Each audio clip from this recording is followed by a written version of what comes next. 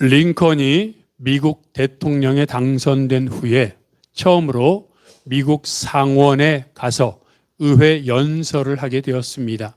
그때 연설을 하려고 단에 올라갔는데 갑자기 앞에 앉아있던 한 상원 의원이 벌떡 일어나더니 이렇게 고함을 치더라는 겁니다. 당신 같은 사람이 대통령이 되다니 참 놀랍습니다. 하지만 잊지 마십시오. 당신 아버지가 구두 수선공이었다는 사실을 절대 잊지 마십시오. 당신 아버지는 얼마 전까지만 해도 우리 집에 와서 내가 신을 구두를 만들어 주었고 지금 내가 신고 있는 이 구두도 당신 아버지가 만들어준 구두입니다. 어떻게 당신 같은 사람이 이 나라의 대통령이 되었는지 참 역사에 이런 일이 없을 겁니다. 라고 외쳤습니다. 그랬더니 이 말을 들은 다른 상원 의원들도 낄낄거리고 또 호응하며 함께 비웃었습니다.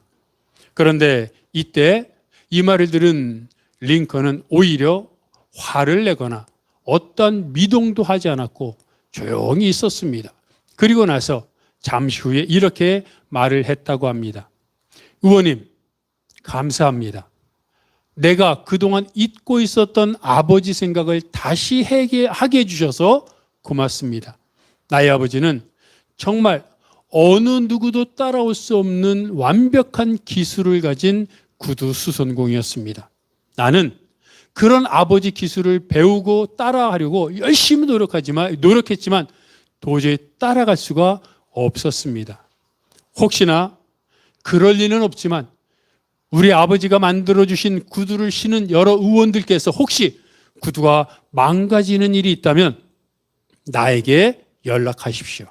그럼 내가 옆에서 배운 기술 이나마 당장이라도 달려가서 무상으로 구두를 수선해 드리겠습니다.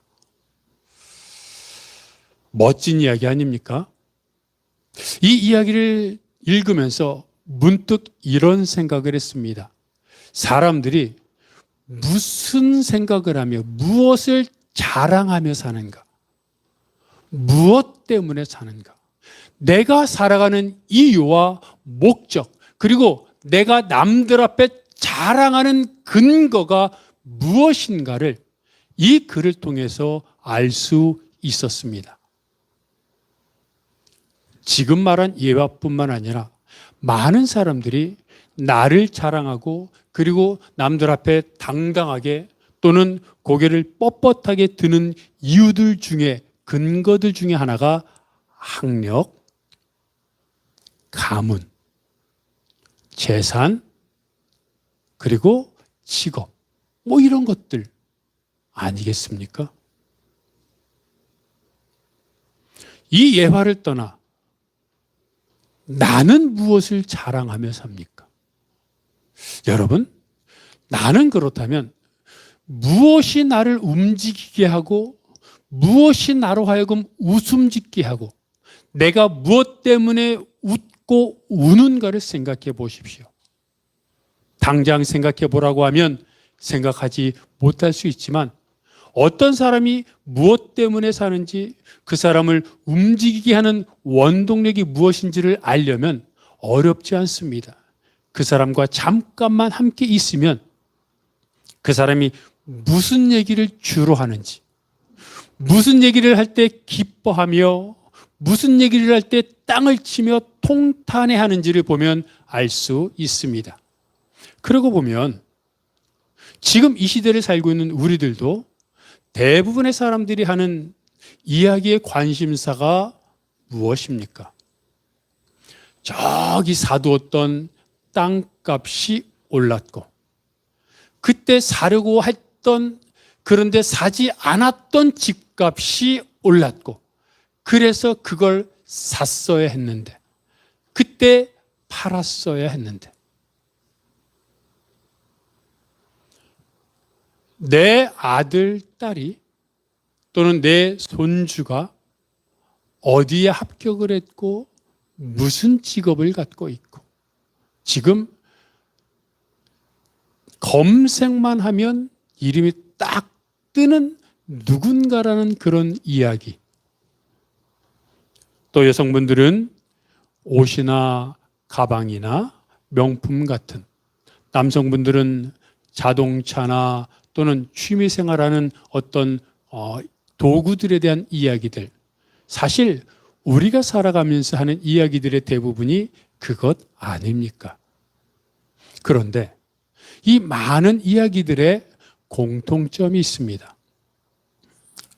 땅값, 집값이 오르락 내리락하고 자녀, 손주들의 이름 또는 명품, 옷, 자동차, 집 이런 것들, 그 중심에 누가 있습니까?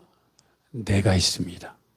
내가 하려고 했던 집, 나의 자녀, 내가 갖고 있는 명품, 내가 타고 다니는 자동차, 이런 것들이 이야기의 주제라는 겁니다. 그렇다면 여러분, 이것이 잘못된 것입니까? 그렇지 않습니다. 이것은 인간의 본능입니다. 모두가 다 똑같습니다. 그런데 문제는 이것이 점점 극대화되고 이것에 집착하게 되고 이렇게 살다 보면 끝이 무엇인가 하는 것입니다. 이것과 관련해서 바울은 우리들에게 이것과 유사한 말씀을 했는데 그것이 디모데후서 3장 2절부터 5절까지 말씀입니다. 우리말 성경을 보면 디모데후서 3장 2절부터 5절까지 말씀은 이렇게 말합니다. 여러분 함께 읽어볼까요? 시작. 사람들은 자기를 사랑하고 돈을 사랑하고 잘난 척하고 교만하고 하나님을 모독하고 부모에게 순종하지 않고 감사할 줄 모르고 거룩하지 않고 무정하고 화해하지 않고 남을 헐뜯고 무절제하고 낭폭하고 선한 것을 좋아하지 않고 배반하고 무모하고 자만하고 하나님을 사랑하기보다 쾌락을 더 사랑하고 경건의 모양은 있으나 경건의 능력은 인정하지 않게 될 것이다. 그대는 이런 사람들을 멀리 하라. 자, 바울은 자기가 사랑하는 믿음의 아들인 디모데에게 말세가 되면 사람들이 이러이러할 것이다 라고 했는데 여러분 지금 읽으면서 아마 본능적으로 이 내용들이 나와 어떠한 관계가 있는지 생각하며 느끼며 읽었을 것입니다. 저도 그렇고 우리 모두가 이 말에서 자유로운 사람들은 아무도 없습니다. 다 정도의 차이가 있을 뿐이지 연관되어 있고 내가 어저께 했던 성질 부렸던 것, 내가 어저께 교만했던 것, 내가 어저께 돈을 욕심냈던 것, 내가 그저께 행했던 모든 일들이 사실은 바울이 했던, 아니 성경에서 말하는 이 내용들에 다 기록이 되어 있습니다. 그런데 이 내용들의 중심은 또 무엇입니까? 2절에 말하기를 사람들은 자기를 사랑하고입니다. 여러분, 자기를 사랑하고라는 말이 그냥 단순히 한 구절로만 되어 있는 것 같지만 이 모든 것, 말세 사람들이 갖는 모든 삶의 태도의 중심에는 근본에는 자기를 사랑하기 때문에 이런 일이 일어나는 겁니다. 왜입니까? 내가 중심이니까 내가 잘 되려면 이 나라는 것이 조금씩 확대됩니다. 내가 결혼하면 아내도 내가 되는 겁니다. 결혼해서 자녀를 낳으면 나의 자녀도 내가 되는 겁니다. 또 나랑 마음이 맞는 친구가 있습니까? 나랑 가까운 친척이 있습니까? 회사에서 나랑 마음이 맞는 동료가 있습니까? 그러면 나, 아내, 자녀 또는 부모 그리고 친척, 친구, 동료 이런 사람들이 나라고 하는 그룹 속에 포함되어 있어서 이 나랑 마음이 맞고 나를 위해서라면 뭐든지 할 수 있는 그 사람들을 위해, 그 사람들을 위해서라면 나는 뭐든지 할 수 있는 그런 인생을 사는 것입니다. 그게 인생의 성공이라고 생각합니다. 여러분 잘 보십시오. 세상은 다투고 빼앗고 막 그렇습니다. 그죠? 세상은요 늘 다른 사람의 또는 이런저런 것들을 올라가려고 다투고 투쟁하는 역사입니다. 그런데 유일하게 안 하는 것이 있습니다. 내 그룹에 속한 것들입니다. 내 가족 가족들은 투쟁하지 않습니다. 내 가족들을 위해 투쟁하지 내 가족들끼리 투쟁하지 않습니다. 그런데 문제가 발생하는 것이 내 가족이라고 생각했는데 어느 날부터인가 내 가족이 내 뜻과 다르고 내가 아니라고 생각되는 순간 가족과도 투쟁하는 겁니다. 결국 무슨 말입니까? 내가 잘 돼야 되니까. 그래서 열심히 공부하는 겁니다. 그래서 좋은 직업 가지려고 하고, 그래서 열심히 운동하는 것이고, 그래서 내가 더 많이 갖고 오르고, 그래서 나랑 관계 있는 사람 같이 잘 사는 세상이 가장 행복하다고 생각합니다.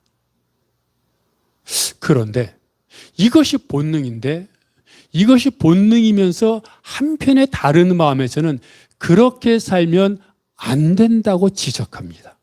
나와 내 가족과 내 편인 사람들을 위해 살아가야 된다고 하면서도 한편으로는 나의 양심이 그렇게 살면 안 되고 보편적인 사랑을 해야 된다고 또 말합니다. 이것이 내 안에 있는 본능과 양심의 갈등입니다. 근데 여러분, 이게 무엇인지 아십니까? 금방 읽었던 자기 사랑의 본능의 한 축이고, 또 하나는 오늘 읽었던 이사야 43장 21절에서 뭐라고 말했습니까? 이 백성은 내가 나를 위하여 지었나니라고 말합니다. 즉 우리는 하나님에 의해서 지음받은 피조물이요, 그럼 하나님을 위하여 지음받았다는 얘기 무엇입니까? 우리가 살아야 하는 목적, 우리가 사랑하는 대상이 무엇이라는 겁니까? 하나님이라는 겁니다. 본능은 나를 사랑합니다. 근데 하나님은 내가 아니라 하나님을 사랑해야 한다고 말합니다. 나 사랑하는 건 당연합니다. 근데 당위성은, 명제는 하나님을 사랑하라고 말합니다. 그래서 우리의 삶은 나를 사랑하느냐 하나님을 사랑하느냐의 끝없는 갈등과 투쟁의 삶입니다. 근데 하나님 사랑에 또 하나 붙는 것이 있는데 그것이 무엇이냐면 이웃사랑입니다. 여러분, 나를 위해서는 어떻게 사랑합니까? 목숨도 바치죠. 내가 난데 당연히 먹을 것도 제일 좋은 거 먹고, 물론 다른 사람을 위해 베풀기도 하지만 근본적으로는 내가 나를 위해 먹고 마시고 즐기고 누립니다. 그것이 나입니다. 나의 사랑입니다. 나의 목숨을 지키기 위해 다른 사람의 목숨을 버리는 겁니다. 그게 본능입니다. 그런데 성경은 뭐라고 말합니까? 하나님을 내 목숨을 바쳐 사랑하라고 말합니다. 본능은 내 목숨이 가장 우선인데, 신앙은, 하나님은 하나님을 위해 목숨을 바치라고 말합니다. 또 하나님 뭐라고 말합니까? 이웃을 너의 몸처럼, 너의 몸으로 여기라고 말합니다. 그렇게 사랑하라고 말합니다. 그럼 내가 나를 사랑하는 게 어떻게 사랑하는 겁니까? 목숨을 바쳐 사랑하는 게 나의 사랑인데, 이웃을 나처럼 사랑하라는 얘기니 이웃을 내 목숨을 바치는 것처럼 사랑하라는 얘기입니다. 그래서 끝없이 갈등하고 끝없이 투쟁하고, 그래서 여러분, 아주 악한 사람은 자신의 본능을 위해 살아갑니다. 근데 우리가 아는 것처럼 그런 사람은 별로 우리 주위에 없을 겁니다. 어떻게 자기만 위해서 살아갈 수 있겠습니까? 또 한편으로 아예 주님만 위해 자기 인생을 모두 내어던지고 모든 재산을 팔고 살아가는, 흔히 말하는 사도 바울 또는 성 프란체스코, 그런 부류로 살아가는 사람도 있지만, 우리 주위에 자기만 위해 사는 사람도 흔하지 않고 주님만을 위해 온전히 모든 것을 다 바친 사람도 사실은 흔하지 않습니다. 대부분의 사람은 자기 사랑과 하나님 사랑 중간에서 어떨 때는 자기 사랑, 어떨 때는 하나님 사랑으로 왔다 갔다 하면서 살아갑니다. 문제는 예수 믿는 사람들도 그러하다는 데 문제가 있습니다. 여러분, 안 믿는 사람이 자기 사랑하는 건 당연하죠. 하나님을 안 믿으니 하나님을 사랑할 필요가 없습니다. 그러니 자기를 사랑하지요. 또 하나님을 안 믿으니 나를 지켜주는 존재가 없습니다. 아무도 없으니 내가 나를 지켜줘야 되니 당연히 내가 돈을 벌어야 되고 당연히 내가 움켜쥐어야 됩니다. 그런데 믿는 사람은 어떤 사람들입니까? 하나님을 믿는 사람입니다. 하나님을 믿는다는 얘기는요, 하나님 믿습니다라는 말이 아닙니다. 하나님이 내 인생을 책임진다는 걸 믿는다는 얘기입니다. 그리고 하나님 말씀대로 살다고 고백하는 사람들입니다. 그런데 그렇게 고백했던 나와 우리 성도들이 하나님 말씀대로 살겠습니다. 주님, 주님이 나의 주님이다라고 고백은 하는데 삶에서 그렇게 살지 못하고 나를 사랑하는 모습으로 자꾸 치우쳐 살아가는 그런 모습을 보일 때 하나님이 얼마나 답답해 하실까 하는 겁니다. 인생의 성공이 무엇이냐는 것이죠. 조금 전에 말했던 것처럼 사람들은 내가 인생에서 누구보다 많이 벌고 높은 자리에 오르고 그래서 이 인생 살 때 누구 이름만 되면 사람들이 알 수 있는 그런 인생 사는 것이 성공했다고 생각합니다. 그런데 여러분, 그렇게 살면 행복할까요? 많이 가지면 편하고 누리는 혜택이 많습니다. 그것은 당연합니다. 그래서 사람들이 많이 가지려고 합니다. 그런데 이것만은 확실히 생각해 봅시다. 많이 가지면 행복합니까? 행복할 수 있습니다. 그런데 행복합니까? 그건 아니라는 겁니다.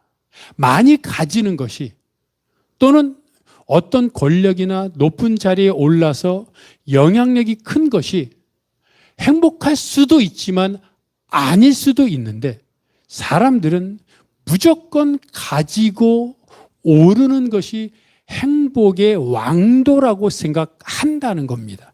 그래서 본능적으로 자기 사랑으로 살아갑니다. 그리고 나서 우리가 아는 것처럼 대부분의 많은 사람들이 인생을 마감할 때쯤 되어야 이것이 아니었다라는 것을 깨닫죠. 그럼 정말로 인생의 행복은 무엇입니까? 방금 읽었던 이 백성은 내가 나를 위하여 지었나니라고 하는 말씀을 내가 체험하는 겁니다. 자, 사람은 본능적으로 주체가 아닌 피조물입니다. 주체는 하나님이고 우리는 종이고 우리는 자녀입니다. 그런 우리가 주체로 주인으로 살려고 하다 보니 문제가 생기는 겁니다. 정말 바른 삶은 내 위치를 아는 것인데 우리가 살 때 늘 말하지 않습니까? 내가 있어야 할 자리를 제대로 아는 게 제대로 되는 삶인데 그러기 위해서는 하나님 앞에 나아가 내가 하나님을 위해서 사는 삶, 즉 내가 종이요 하나님의 자녀요 하나님의 동역자라는 사실을 깨닫는 것이 가장 행복한 것입니다. 그것에 대한 내용들이 성경에 가득합니다. 삭개오가 세리장이었습니다. 여리고의 세리장이었으니 세리들도 부자였는데 세리장이었으니 얼마나 부자였겠습니까? 얼마나 많은 매국노소리를 들어가며 그렇게 돈을 모았겠습니까? 얼마나 돈에 인색했겠습니까? 그랬던 삭개오가 예수님을 만나고 나자 어떻게 합니까? 자기 재산의 절반을 가난한 사람들에게 내놓고 또 다른 사람에게 속여 빼앗은 것이 있으면 4배로 갚겠다고 말합니다. 늘 말하지만 거지가 되겠다는 말입니다. 내 것 다 다른 사람에게 주겠다는 말입니다. 근데 그 말을 어떻게 합니까? 즐거워하며 기뻐하며 말합니다. 이해가 됩니까, 여러분? 사람들에게 매국노소리 들어가며 사람들이 저 사람하고 상종하지 마, 쟤는 세금을 착취하는 사람이야, 이런 소리를 들어가면서도 그 피 같은 돈을 하나하나 한 푼 한 푼 모아서 부자가 이제 되었는데 그렇게 사람들에게 욕먹어가면서 모은 돈을 완전히 버리는 겁니다. 다른 사람들에게 주는 겁니다. 그러니 제대로 된 사람이라면 울며 겨자 먹기로 그냥 주기 싫은데 할 수 없이 엉엉 울면서 주기 싫은데 줘야 되는 것 아닙니까? 그런데 삭개오는 즐거워하며 기뻐하며 더 주고 싶은데 못 주는 듯한 태도로 자기 재산을 다 다른 사람들에게 줍니다. 무엇입니까? 자기 위치를 알았던 겁니다. 예수님을 영접하고 나니까, 예수님의 은혜를 경험하고 나니까, 그렇게 많은 재산으로도 채울 수 없었던 은혜, 공허함을 예수 그리스도의 은혜가 채웠기 때문입니다. 그래서 사람들은 이제 삭개오 뭐 먹고 살아? 라고 말했을지 모르지만, 삭개오는 그 걱정이 아니라 지금까지 살면서 공허하고 지금까지 살면서 힘들었던 삶이 아니라 이제는 예수로 인해 그 인생이 완전히 바뀐 것을 체험한 겁니다. 마태복음 13장에 나오는 밭에 감추인 보화 비유가 있지 않습니까? 농부가 밭에 감추어진 보화를 발견했습니다. 그래서 그는 보물을 사려고 자기 집 재산을 자기 집까지 다 팔았습니다. 사람들이 뭐라 그러겠습니까? 미쳤구나. 아니 그 많았는지 모르지만 그 집까지 모든 세간살림 다 팔아가지고 그 조그만 밭 하나 사다니 그거 어떻게 살려고 그래? 당장 잠은 어디서 잘라 그래? 사람들이 아는 사람들 그리고 친한 사람들이 얼마나 걱정을 했겠습니까? 근데 이상하게 자기 재산을 팔았던 그 사람은 싱글벙글입니다. 행복해합니다. 사람들이 걱정하며 오늘 저녁에 우리 집에 와서 자, 아이고 이따가 저녁은 내가 대접해 줄게 막 이러는데 그 사람은 아랑곳하지 않고 기뻐합니다. 왜입니까? 자기 재산, 다른 사람들은 그 농부가 재산을 판 것만 받고 그리고 보잘것없는 형편없는 밭을 산 것만 받지만 농부는 그 밭 안에 감추어진 보물을 발견했기 때문에 그것이 내 것이 되었기 때문에 자기 재산, 자기 인생과는 비교할 수 없는 커다란 보화를 발견했기 때문에 행복했던 것입니다. 여러분, 예수 믿는 게 이겁니다. 내가 나를 위하여 지었나니 내가 하나님의 자녀요. 내가 피조물이요. 하나님이 나를 창세 전부터 예정하여 지금 이 시대에 이 지역에 이 부모의 자녀로 태어나게 하신 것이 어쩌다 우연이 된 것이 아니라 하나님이 나를 위해서 지었다라고 하는 사실을 깨닫는 순간 삶의 형편, 내가 지금까지 모았던 재물, 그리고 내가 팔았던 재산과 상관없이 내 안에는 하늘에서 내려오는 하늘 보화로 인해 더 헤아릴 수 없는 은혜로 가득 차게 되는 것, 이게 신앙이라는 겁니다. 우리 그리스도인들이 누려야 할 신앙이 바로 이것입니다. 이것을 경험하는 인생, 그것이 바로 우리가 살아가야 할 삶입니다. 근데 예수를 믿는다고 하는 많은 사람들도 이러한 은혜를 경험하지 못하다 보니 여전히 자기를 사랑하여 세상의 것을 추구하고 또 세상 사람들은 당연히 세상을 추구하며 살고 있는 것입니다. 오늘 본문에서 내가 나를 위하여 지었다고 말씀하신 하나님은 또 이렇게 말씀하십니다. 나를 찬송하게 하려 함이라. 여러분, 우리는 하나님을 위해 지원받았습니다. 그러니 내가 하나님을 높이고 하나님을 위해 사는 삶이 하나님을 찬송하는 삶인데 우리는 자꾸 찬송한다 그러면 입술로 찬송하는 것만을 생각합니다. 찬양대가 또는 예배 때 우리가 찬송 부르는 그것을 찬송이라고 생각하는데 그것도 찬송이지만 여기서 말하는 찬송은 기쁨과 감격에 넘쳐서 나를 통해서 나오는 찬양 또는 내 삶을 통해서 나오는 간증, 나의 말, 행동, 나의 삶의 사역 또는 내 삶의 인생이 찬송인 겁니다. 그냥 열심히 찬양대처럼 외우고 또는 열심히 연습해서 한 달 동안 칸타타 준비해서 외치는 찬송이 아니라 주님을 위해서 살았던 내 삶에 주님을 위해서 살았는데 다른 사람들은 자기를 위해서 살고 다른 사람들은 돈을 벌기 위해서 살고 다른 사람들은 자기 것 움켜잡기 위해서 사는데 나는 그것이 아니라 주를 위해서 하나님을 위해서 내 인생을 주를 위해 열심히 살았는데 그런 나에게 하나님의 은혜가 넘쳐서 내가 감격에 넘쳐 하나님을 찬양하는 인생을 사는 것 하나님 감사합니다. 이게 찬송이라는 겁니다. 여러분 살면서 또는 기도하면서 하나님께 기도하면서 하나님 감사합니다. 하나님 제가 죽어도 여한이 없습니다. 이런 감격의 기도 드려본 적이 있습니까? 하나님 내가 뭐길래 내가 어떤 존재이길래 이렇게까지 나를 사랑하십니까? 라고 고백한 적이 있느냐는 겁니다. 이게 하나님을 찬송하는 겁니다. 근데 어떨 때 이런 찬송이 나옵니까? 내가 나를 위하여 지었나니 즉 내가 하나님을 위해 살 때, 나를 위해 사는 것이 아니라 하나님을 위해 살 때, 나의 가장 소중한 것을 하나님을 위해 바칠 때 하나님이 주시는 은혜와 감격이 너무 커서 내가 이런 고백을 하게 된다는 겁니다. 그 사람이 다윗입니다. 다윗이 많은 고난 뒤에 이스라엘의 왕이 되었습니다. 그래서 다윗 성에 살게 되었죠. 어느 날 다윗이 문득 이런 생각을 합니다. 나는 아름다운 백향목으로 만든 왕궁에 사는데 하나님의 언약궤, 하나님의 궤는 아직도 천막에 있으니 너무 내가 마음이 힘들다.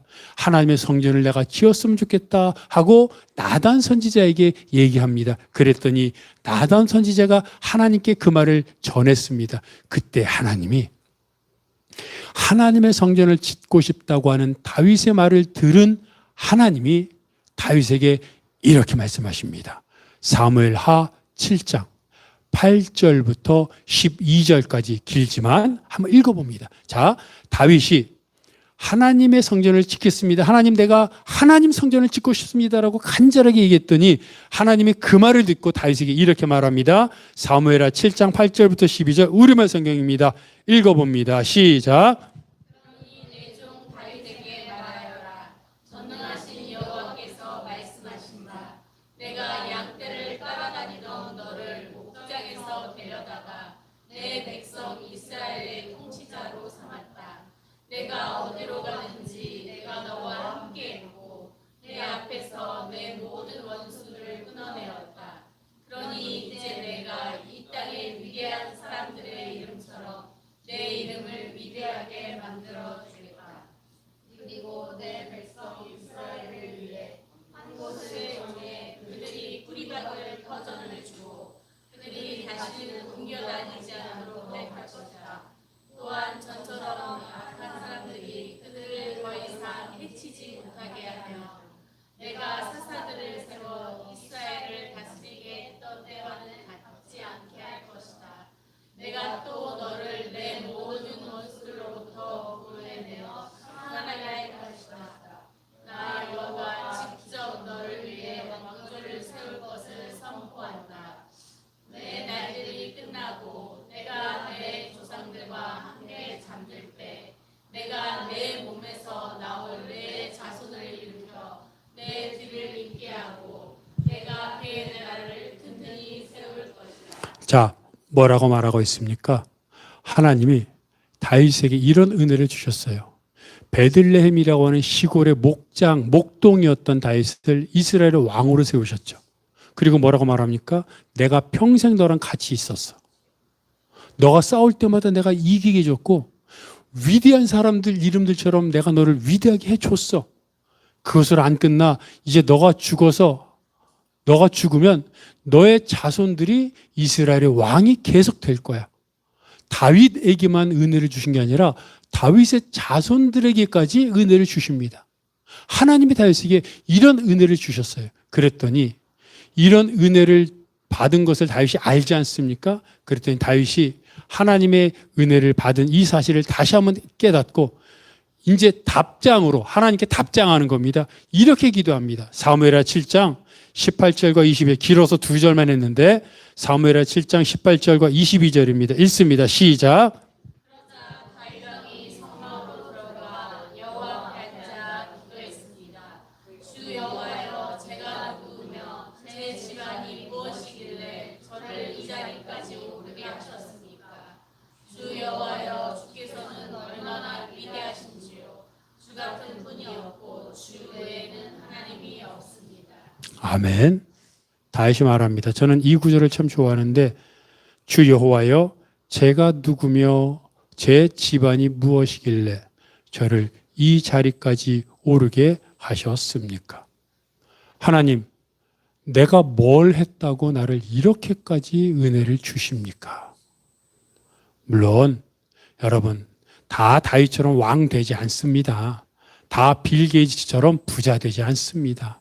적어도 여기서 말하는 것은 하나님 말씀에 다윗이 충실했더니 아까 말한 것처럼 내가 나를 위하여 지었나니 말씀하신 것처럼 다윗이 하나님을 위해 살았더니 하나님이 감동하여 다윗에게 왕의 자리를 주고, 우리에게는 우리의 달란트가 있잖아요. 태어날 때부터 갖고 있는 달란트대로 우리에게 주시는 거예요. 그러니까 우리는 그렇게 고백하는 겁니다. 하나님, 더 이상 안 주셔도 됩니다. 이것만으로도 감사합니다. 고백하게 되는 겁니다. 여러분, 이게 바로 하나님을 찬송하는 겁니다. 그래서 다윗이 얼마나 하나님을 사랑했으면 하나님의 언약궤를 다윗성으로 옮길 때 다윗이 사람들 앞에서 춤을 췄잖아요. 막 춤을 췄잖아요. 그렇게 엄숙하고 제사장들과 레위인들이 나팔을 불면서 온 백성들이 막 몰려들어가지고 하나님 언약궤를 옮기는 그 엄숙한 장면에서 다윗이 하나님의 천막에 있던 하나님의 언약궤를 다윗성으로 옮기는 게 너무 행복하고 좋아서 막 춤을 계속 추잖아요. 여러분, 이 마음을 아시겠습니까? 사람들은 어떻게 왕이 돼가지고 저렇게 춤을 춰, 아유 민망해, 이럴지 모르겠는데 하나님은 왕인데도 불구하고 하나님을 사랑하여 신분을 가리지 않고 막 춤추는 다윗의 모습을 하나님은 기뻐하시는 거예요. 이게 뭐예요? 하나님을 찬송하는 거예요. 하나님을 사랑해서 내 삶의 소중한 것을 주를 위해 바치는 겁니다. 내 시간을 바칩니다. 내 재능을 바칩니다. 내 물질을 바칩니다. 그래서 내가 다른 사람을 대접하고 내가 먼저 섬기고 내가 시간을 내어 말씀을 읽고 기도하며 하나님 앞에 나아갑니다. 그럴 때마다 하나님의 은혜가 내 삶 속에 자꾸 스며듭니다. 그랬더니 자꾸 하나님 은혜에 감격하여 내가 견딜 수 없어서 하나님을 향해 춤을 추는 인생. 이게 찬송입니다. 어떨 때 이렇게 된다고요? 내가 나를 위하여 지었나니, 즉 내가 나를 사랑해서 돈 벌 때 이런 일이 일어나지 않습니다. 하나님을 사랑하여 하나님 앞에 나아갈 때 하나님을 찬송하게 됩니다. 시편 1편에 우리가 너무나도 좋은 시편 1편, 시편 23편 이런 말씀은 늘 우리가 묵상해야 되지 않습니까? 시편 1편은 복 있는 사람에 대해서 얘기하잖아요.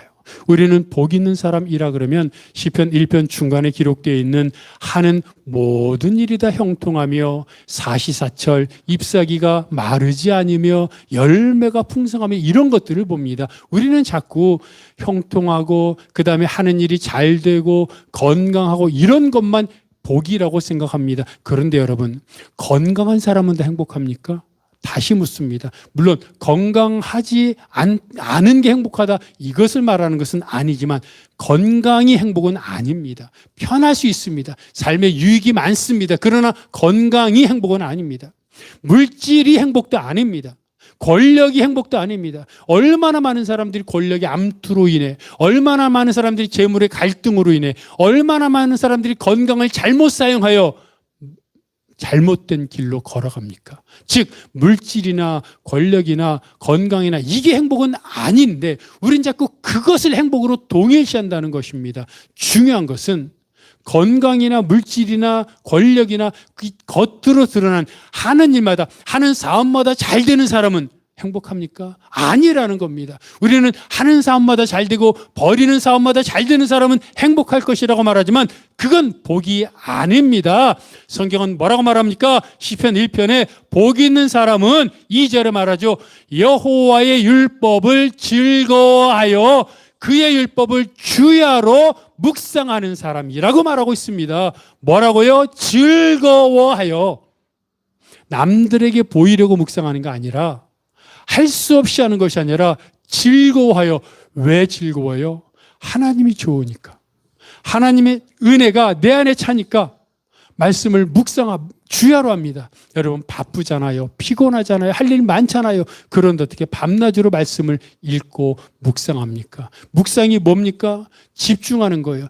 그 말씀을 자꾸 읽고 또 읽는 거였죠. 여러분, 말씀을 읽고 지나가면 지나가게 되지만 말씀을 계속 반복해서 읽고 같은 말씀을 또 읽고 묵상하면요, 그 말씀은 나에게 다가옵니다. 나에게 의미가 됩니다. 그리고 그 말씀 앞에 내가 새로워지는 겁니다. 그런데 그 말씀을 즐거워하여 주야로 밤낮으로 그 말씀을 묵상한다고 하는 말이 무슨 말입니까? 하나님의 말씀을 주야로 묵상한다는 말은 다른 것 아닙니다. 그 장소가 일터일 수 있습니다. 운전하다가 차를 잠깐 세우고, 또는 운전하면서, 또는 화장실에서, 또는 길가에서, 아무 데도 상관없습니다. 하나님의 말씀을 묵상하는 것은 그 장소가 어디이든 그 시간이 언제이든 하나님의 말씀을 묵상하는 그 시간은 하나님 앞에 나아가는 시간입니다.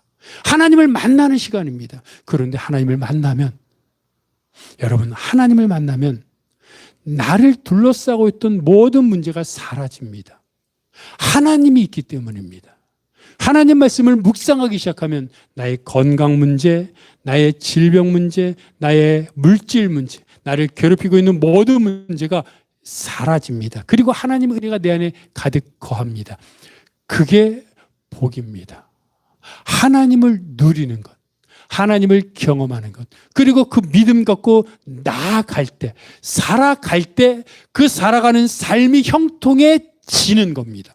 그때 이적이 일어나고, 그때 하나님의 역사가 드러나고, 그때 환상과 꿈을 통해 하나님을 체험하게 되는 겁니다.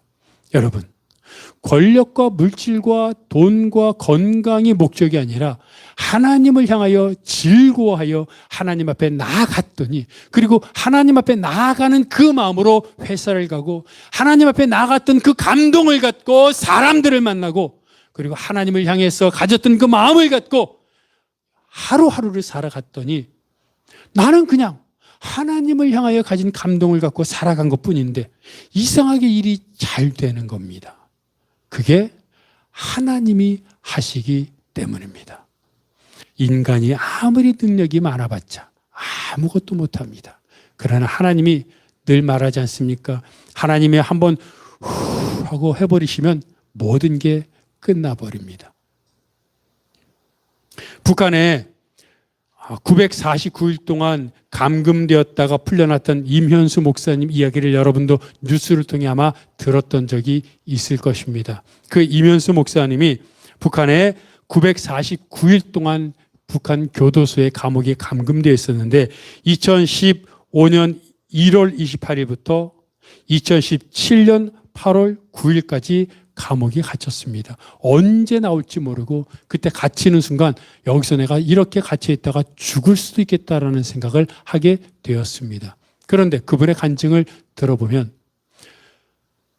잡혀서 감옥에 갇히게 된 첫날 하나님을 앞에서 너무 억울해서 하나님 이게 뭡니까? 이게 뭡니까? 라고 하나님 앞에 울면서 기도하고 있는데 갑자기 이런 말씀이 떠올랐습니다. 히브리서 말씀에 예수를 깊이 생각하라. 그리고 나서 예수님을 생각해 보니까 예수님처럼 억울한 분이 어디 있습니까? 잘못도 없는데 재판받아 십자가에 달려 죽었잖아요. 그 말씀을 딱 묵상하는 순간 아이고 그래도 나는 그 예수님에 비하면 감사한 것이구나 라는 생각을 했습니다. 근데 그분의 간증에 의하면 그때 갑자기 하늘로부터 커다란 하얀 깃털이 날아와 자기 어깨에 내려앉았습니다. 그리고 나서 그 깃털이 앉는 순간 잠이 들었습니다. 잠이 들고 감옥에서 꿈을 꿨는데 꿈속에 커다란 호랑이 머리가 나타나더라는 겁니다. 커다란 호랑이 머리가 나타나서 뭔가를 질겅질겅 씹어먹는데 침을 질질 흘리면서 막 씹어먹고 그 목사님 바로 앞에서 커다란 눈을 부릅뜨고 막 뭔가 씹어먹고 있더라는 겁니다. 얼마나 무서웠는지 모릅니다. 호랑이가 바로 앞에 있지 않습니까? 그래서 뒷걸음질 치는데 뒷걸음질 치다가 뒤에 보니까 오른쪽으로 골목이 있었습니다. 동굴이 있었습니다. 그래서 오른쪽 동굴로 막 뒷걸음질 치는데 바로 위에 어떤 빛 같은 것이 보이는데 갑자기 우측으로 막 달려가는데 갑자기 예수님의 손이 딱 나타나더니 자기를 위로 확 끌어올리더라는 겁니다. 그리고 예수님이 가슴으로 안아서 자기를 땅 밖으로 인도해 주셨습니다. 호랑이가 질겅질겅 막 무섭게 씹어먹는 그 장소에서 동굴에서 도망치는데 예수님이 그를 안아서 밖으로 인도해 주는 꿈이었던 겁니다. 그 밖으로 나오니까 거기가 어딘지 모르지만 풀도 있고 강도 있고 참으로 푸른 초장 같은 좋은 곳이었습니다. 그런 꿈을 꿨습니다. 그런 꿈을 꾸고 또 이제 아침에 일어나서 아침 6시쯤에 이제 깨워져서 아침 일어나서 일을 하러 딱 일어났는데 순간 또 환상을 봤다고 합니다. 순간 환상을 봤는데 커다란 톱니바퀴가 서로 맞물려 가면서 척척척척 톱니바퀴가 하나씩 탁탁탁 돌아가는 그런 모습과 소리가 들리면서 이런 소리가 들렸다고 합니다. Divine Scheduling. 하나님의 시간이 시작됐다. 하나님의 시간이 시작됐다라는 그런 음성이 들렸습니다. 그리고 아까 꿈에서 제가 깜빡 제가 이제 빼뜨린 것이 있는데 밖으로 나왔는데 밖으로 나온 그 이면수 목사님이 금 두꺼비로 변하더라는 겁니다. 금 두꺼비가 뭐냐? 우리는 그냥 아무런 의미도 없이 받아들일 수 있는데 이면수 목사님이 미국과 캐나다로 이민 가기 전에 한국에서 CCC 간사로 사역했습니다. 76년도에 간사로 사역했는데 그때 같이 가르쳤던 한 학생이 이면수 목사님에게 붙여줬던 별명이 두꺼비 간사였습니다. 그리고 제가 보니까 두꺼비처럼 생기긴 했더라고요. 그 목사님이. 그런데 두꺼비 간사였는데 그 두꺼비 간사라는 별명이 있었는데 그때가 이면수 목사님의 가장 사역적으로 활발하고 열정이 넘치던 때였습니다. 그 스스로 그렇게 말합니다. 5분 동안만 믿지 않는 사람과 같이 있게 되면 무조건 복음을 전했고 어디든지 복음을 전하는 열정으로 가득 차 있었던, 그래서 자신이 늘 두꺼비 간사였을 때가 가장 열정이 있었던 때였는데 꿈에서 밖으로 나온 예수님이 자기를 밖으로 꺼내주셨는데 밖으로 나온 자기가 굼두꺼비, 빨간 형태의 굼두꺼비로 변하는 모습을 보면서 하나님이 나를 이렇게 들어 올리시려는구나 하는 그런 생각이 들었습니다. 그리고 이어서 아까 톱니바퀴 꿈을 환상을 꿨고 순간순간마다 매일마다 하나님 앞에 나아가 하루하루를 살며 예배를 매일 드렸습니다. 그리고 정말 그 꿈이 있었음에도 불구하고 언제 나갈지 모르니까 하나님 앞에 하나님 내가 언제 나갈 수 있습니까? 라고 고백했을 때 계속 주셨던 말씀이 이것이라는 겁니다. 내가 갈 길을 그가 아시나니 그가 나를 단련하신 후에는 정금같이 되어 나오리라. 그 목사님은 간증하면서 이렇게 말합니다. 그때 주셨던 환상과 꿈이 나를 버티게 했고 그것으로 인해 내가 매일 예배를 드리며 하나님 말씀을 묵상하며 버틸 수 있었습니다. 그것이 은혜였습니다. 라고 말합니다. 제가 이것을 말하는 이유가 무엇입니까? 아무런 것도 없이 그냥 그분이 949일 동안 북한의 교도소에 감옥에 갇혔다가 나왔다고 하면 아이고 참 고생했다라고 생각할 수 있습니다. 많은 사람들이 극단적인 선택을 했을 수도 있습니다. 그럼에도 불구하고 그분이 고통을 견딜 수 있었던 이유가 무엇입니까? 하나님과의 교제를 통해 하나님께 드리는 기도와 예배를 통해 하나님의 보여주셨던 환상, 꿈, 하나님의 임재, 그것이 그를 버티게 하고 이기게 했던 것입니다. 요셉이 애굽으로 팔려가서 종이었습니다. 그리고 감옥에서 죄수로 살았습니다. 우리는 모르지만 성경에 기록되어 있지 않지만 하나님이 그와 함께 하셨다고 하는 말씀을 미루어 짐작하건대 하나님은 그에게 환상도 꿈도 또 임재도 보여주셨을 것입니다. 그것이 요셉이 살아가는 힘을 낼 수 있었던, 형통할 수 있었던 이유가 아니겠습니까? 사람들은 자꾸 겉으로 드러난 표면적인 모습만 봅니다. 얼마나 돈을 갖고 있느냐, 얼마나 건강하냐, 또 얼마나 병이 있고 얼마나 이런 일들이 일어났느냐를 보지만 믿는 사람들에게는 그것은 나중에 나타나는 결과일 뿐입니다. 정말로 중요한 것은 무엇입니까?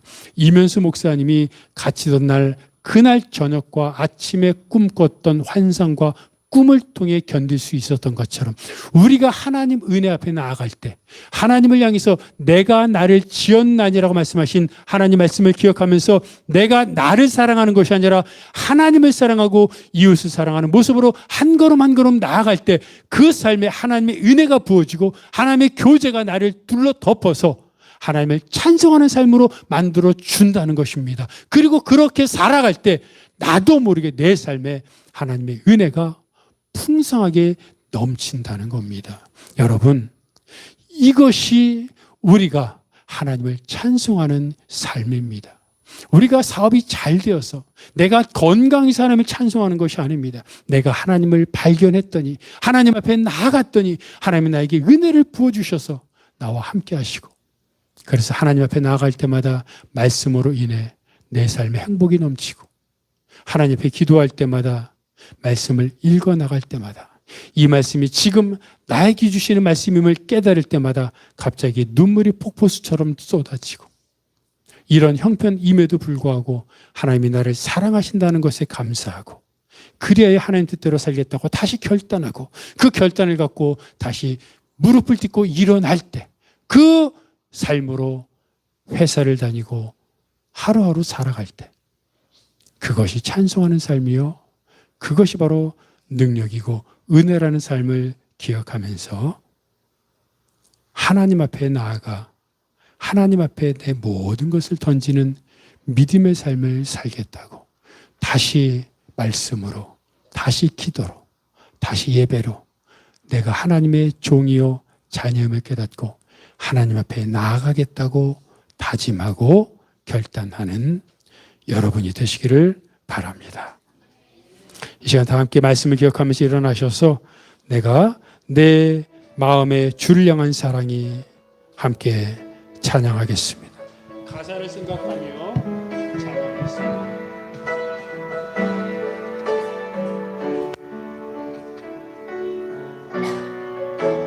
내 마음의 주를 향한 사랑이 나의 말을 주가 주신 진리로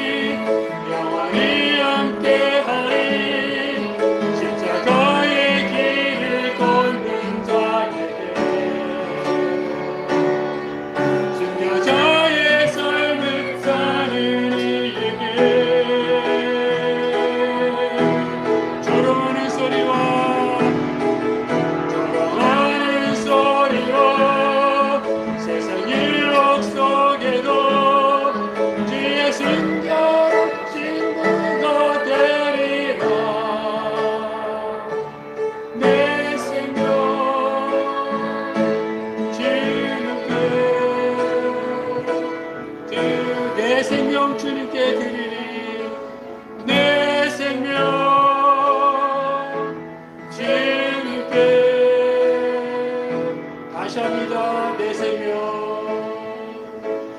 내 생명 주님께 드리리.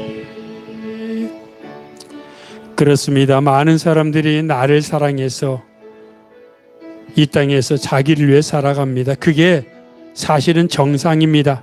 하지만 예수 믿는 사람들에게는 그게 비정상입니다. 예수 믿는 사람에게는 나를 사랑하는 것이 아니라 하나님을 사랑하는 것이 정상입니다. 그런데 감사한 것은 하나님을 사랑하여 하나님 앞에 나아가고 하나님께 바칠 때 하나님을 찬송하는 그런 삶이 넘치게 해주신다는 겁니다. 하늘 보화가 흘러 넘쳐서 내 안에 풍성하며 형통하며 하나님의 은혜와 능력이 가득하게 해주신다는 겁니다. 그런 우리에게 건강도 회복시켜 주시고 그런 우리에게 많은 것으로 풍성하게 주신다고 하나님은 약속하고 있습니다. 그래서 우리가 주님 뜻대로 살겠다고 다짐하는 겁니다. 주님, 우리 주님 뜻대로 살겠습니다. 주님 앞에 나아가겠습니다.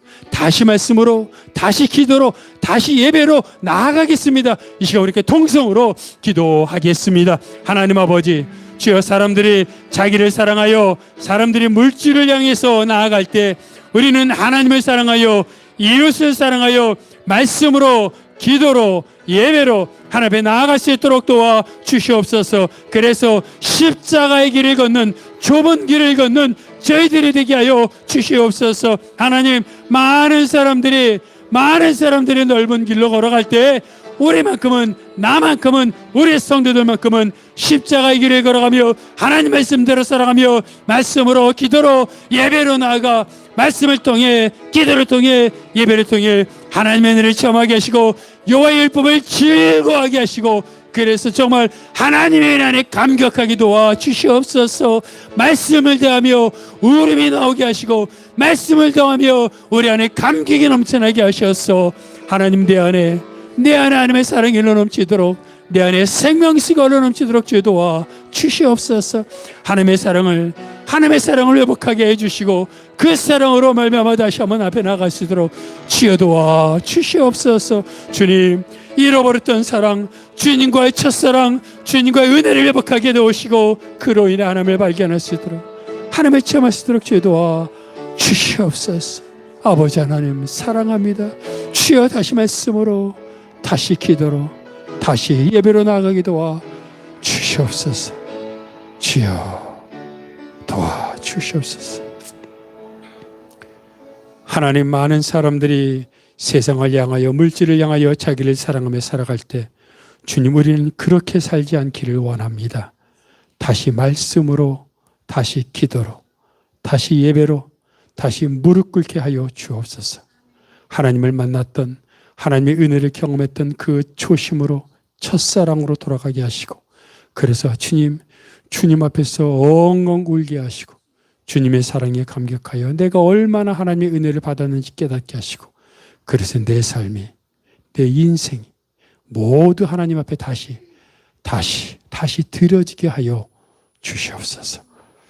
이 모든 것 예수 그리스도의 이름으로 기도하오며, 이제는 우리 주 예수 그리스도의 은혜와 아버지 하나님의 사랑하심과 성령님의 교통하심이 하나님 말씀대로 다시 나아가 주님을 찬양하는, 주님을 찬송하는 삶을 살겠다고 다짐하는 모든 성도들 머리 위에, 그들의 가정과 사역과 기도 제목 위에, 이 교회의 민족 온 세계 복음화 위에 영원토록 함께 하옵시기를 간절히 축원하옵나이다.